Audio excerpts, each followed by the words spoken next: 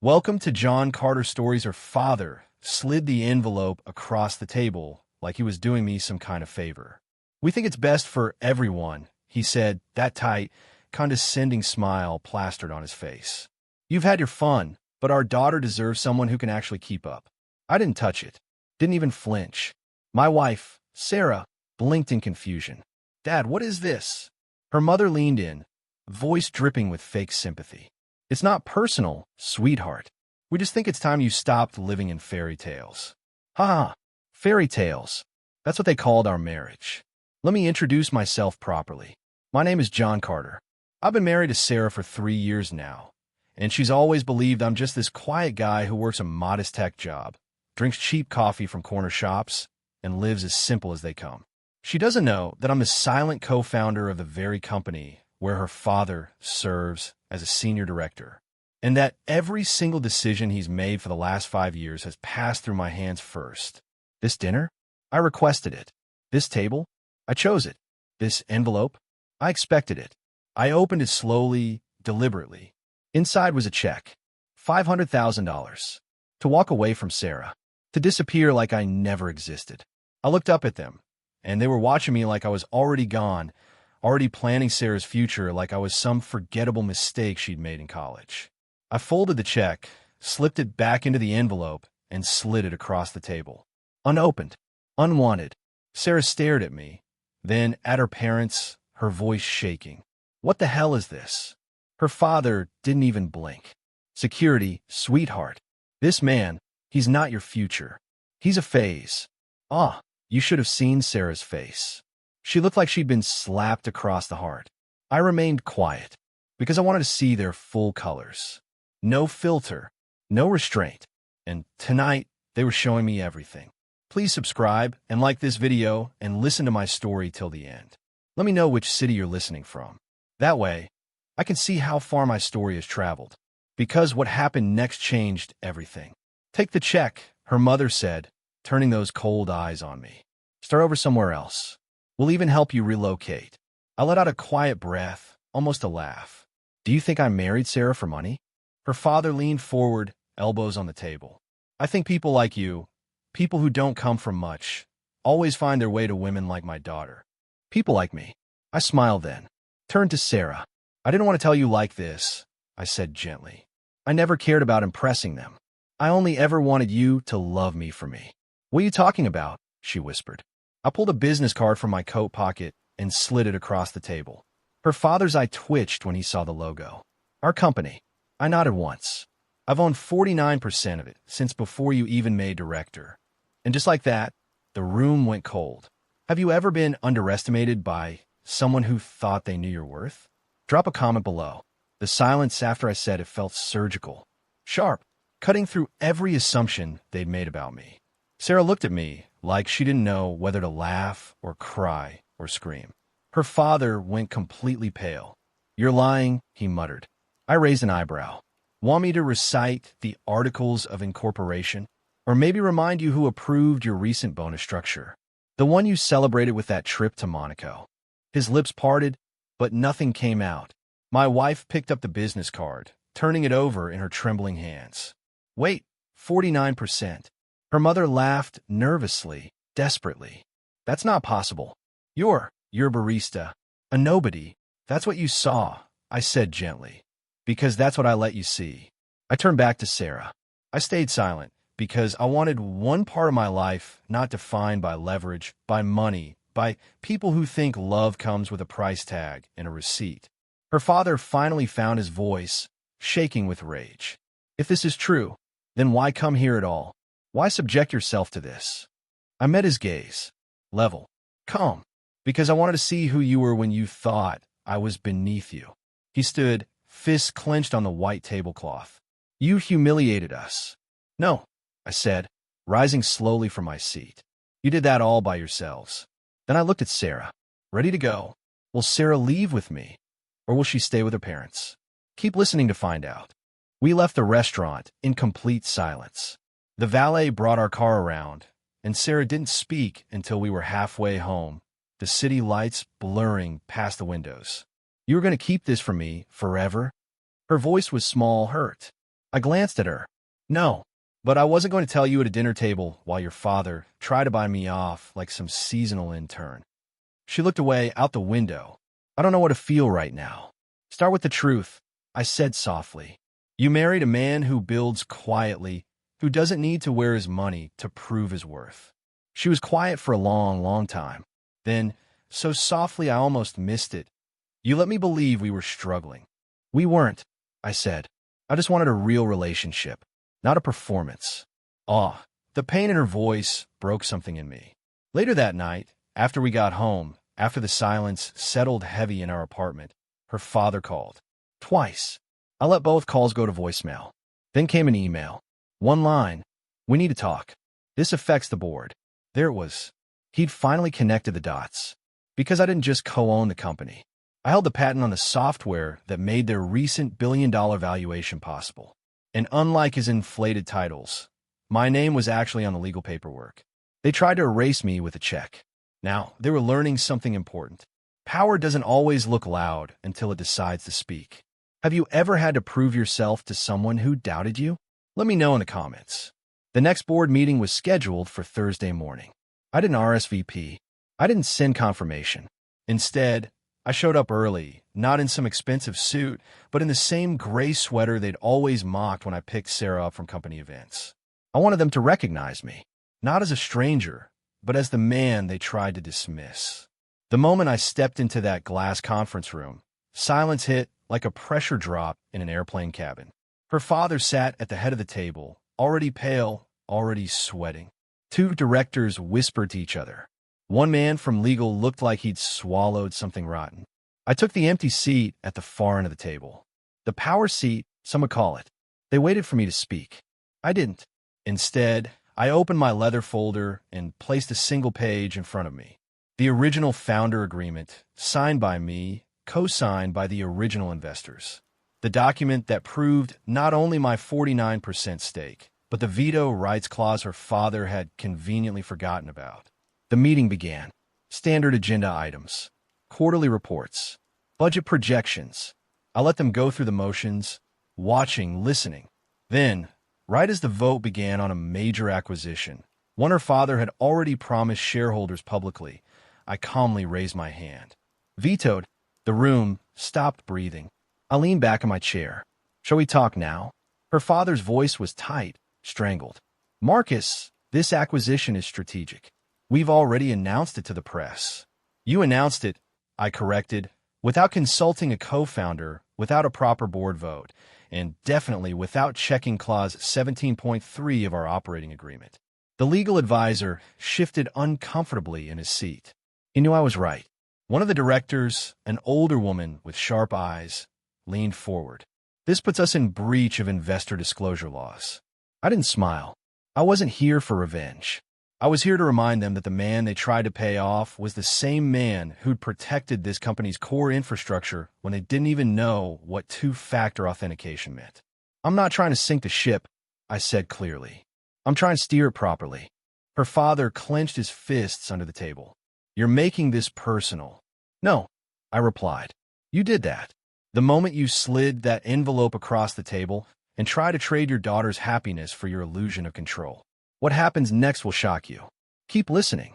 Silence filled that boardroom like water filling a sinking ship. Finally, one of the younger board members, a guy named Thomas who'd always been decent to me, cleared his throat. Maybe it's time we stop treating Mr. Reed like a threat and start recognizing him as the partner he legally is. I stood slowly. Good, I said. Because starting tomorrow, I'm not just your silent partner anymore. I'm stepping into the light. Ha ha. You should have seen the panic in that room. The press release went live Monday morning at 9 a.m. sharp. Marcus Reed named co-CEO of Lindstrom Global after strategic board restructure.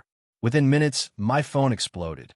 Former colleagues, old college friends, even two of Sarah's cousins who once joked that I'd married up, were suddenly calling, texting, congratulating me.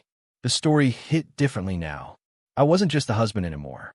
I was the man steering the company they all thought I had no business being near. I walked into headquarters that morning without needing a visitor badge. The receptionist actually stood up when she saw me heading toward the executive elevator. Her father was already inside, alone. We didn't speak for 5 floors. Then he said, voice low, "You think you've won?" I looked straight ahead at the brushed steel doors. This was never a game. He scoffed. "You humiliated me in front of the entire board." I turned to him then, calm as still water. "No, you did that the moment you confused quiet for weakness." The elevator doors opened. I stepped out first. Ever had someone underestimate you, only to regret it later? Share your experience below. That day, I made 2 major changes. First, I rehired the entire junior developer team he'd laid off last quarter for budget optics. Good people, talented people, people who deserved better. Second, I reassigned him to a non-voting advisory role.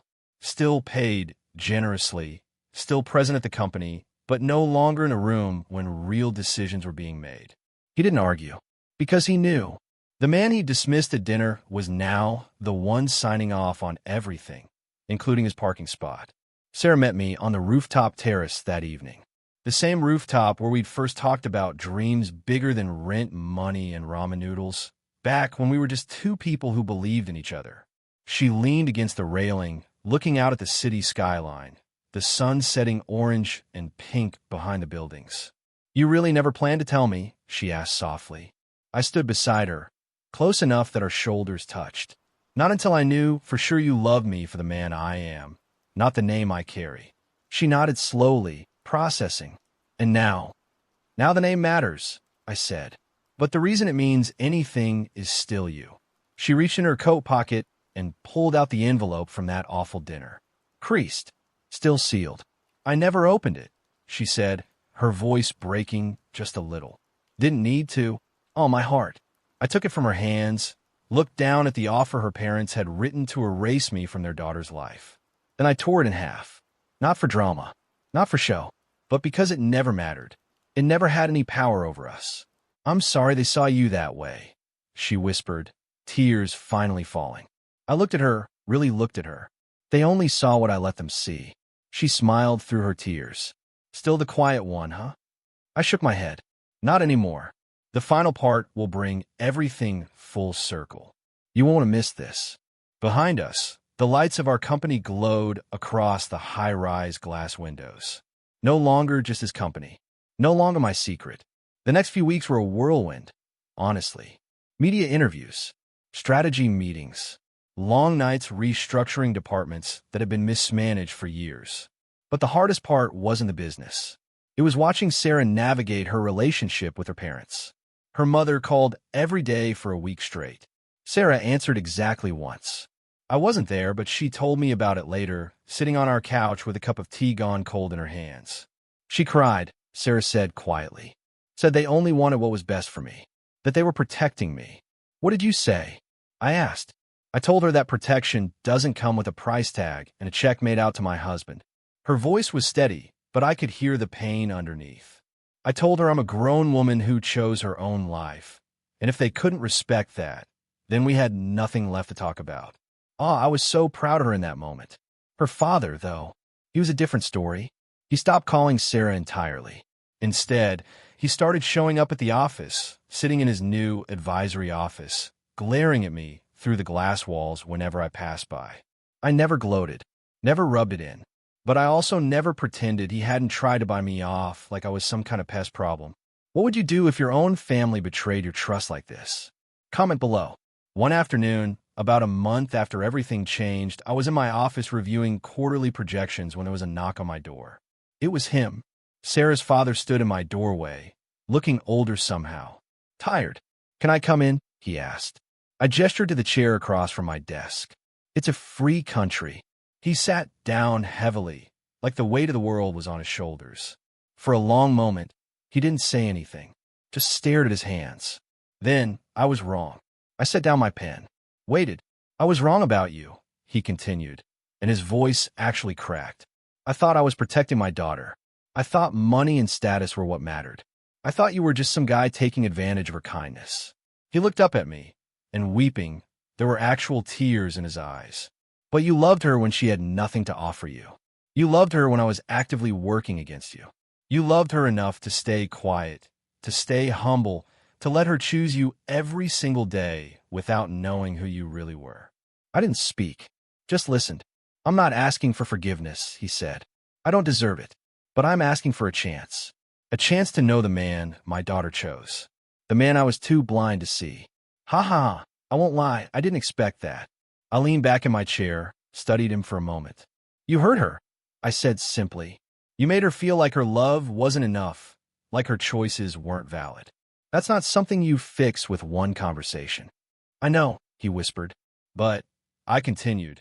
If you're willing to actually show up, not as the director who got humbled, but as a father who wants to rebuild trust with his daughter, then we can talk. He nodded, wiping his eyes quickly. Thank you. After he left, I sat there for a while just thinking. Tell me in the comments, would you have given him a second chance? And if you've dealt with something similar, share your story. You're not alone. Subscribe for more stories about standing your ground and reclaiming your life. The conclusion will leave you speechless. Stay with me. 6 months later, everything had changed again, but in quieter, better ways. Sarah's relationship with her parents was still healing. Slow, careful, like learning to walk on a broken ankle that's just starting to mend. Her mother sent flowers on Sarah's birthday with a card that just said, I'm trying. I love you. Her father showed up to family dinners now, not with advice or criticism, but with questions. Real questions about our lives, our dreams, what made us happy.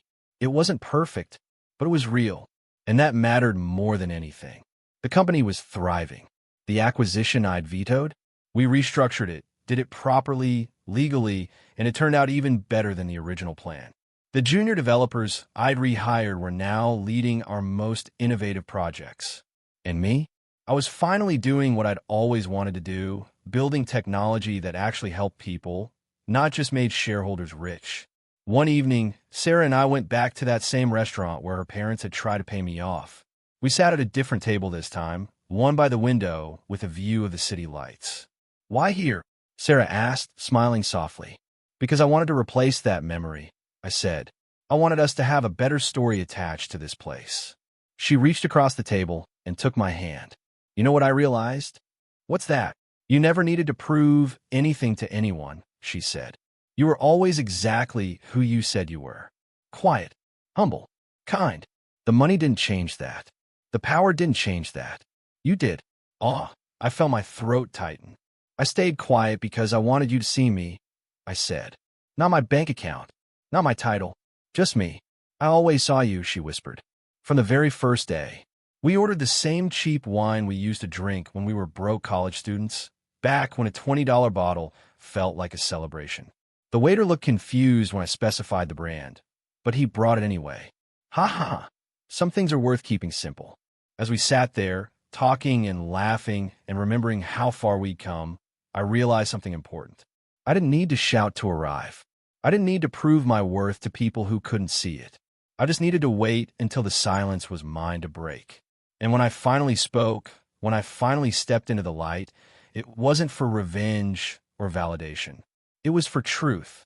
For Sarah. For us.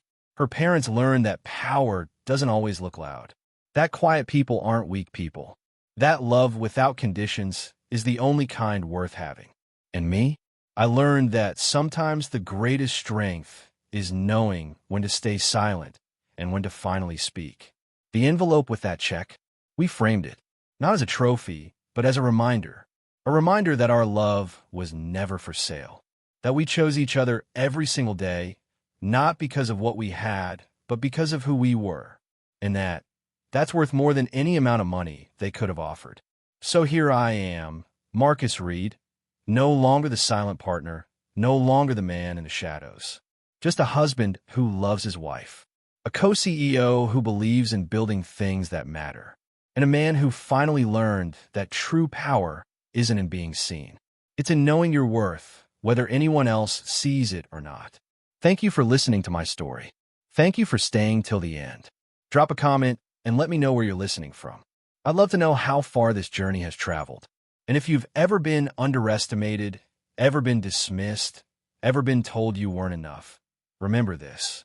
Your silence isn't weakness. Your humility isn't failure. And when you finally decide to speak, make sure it's on your own terms.